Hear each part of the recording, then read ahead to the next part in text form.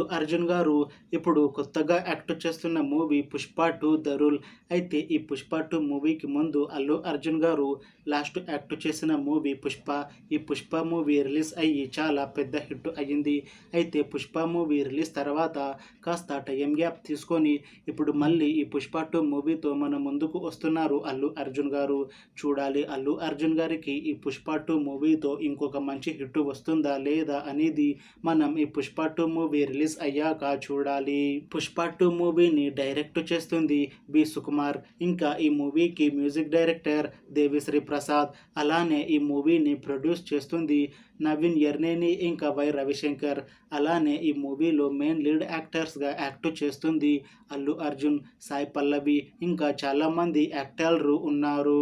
అయితే సాయి పల్లవి గారు ఇప్పుడు కొత్తగా యాక్ట్ చేస్తున్న మూవీ 'పుష్ప 2 ద రూల్'. అయితే ఈ 'పుష్ప 2' మూవీకి ముందు సాయి పల్లవి గారు లాస్ట్ యాక్ట్ చేసిన మూవీ 'శ్యామ్ సింగారాయ్'. ఈ మూవీ రిలీజ్ అయ్యి 2 ఇయర్స్ అయిపోయింది. అయితే ఈ మూవీ రిలీజ్ అయ్యాక కూడా చాలా పెద్ద హిట్ అయ్యింది.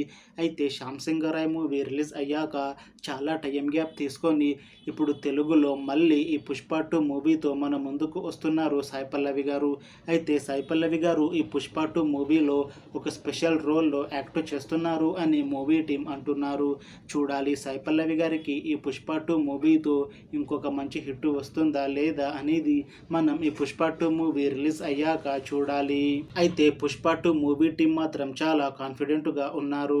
ఈ మధ్య ఒక చిన్న టీజర్ని రిలీజ్ చేశారు మూవీ టీం. అయితే దానికి మంచి రెస్పాన్స్ వచ్చింది. ఇంకా ఈ మూవీ కూడా చాలా పెద్ద హిట్ అవుతుంది అని అంటున్నారు మూవీ టీం. అయితే ఈ 'పుష్ప 2' మూవీని ఈ డిసెంబర్ 6న రిలీజ్ చేయాలని ప్లాన్ చేస్తున్నారు మూవీ టీం. చూడాలి 'పుష్ప 2' మూవీ రిలీజ్ అయ్యాక హిట్ అవుతుందా లేదా అనేది. అలానే 'పుష్ప 2' మూవీతో అల్లు అర్జున్ గారికి ఇంకా సాయి పల్లవి గారికి ఇంకొక మంచి హిట్ వస్తుందా లేదా అనేది మనం ఈ 'పుష్ప 2' మూవీ రిలీజ్ అయ్యాక చూడాలి.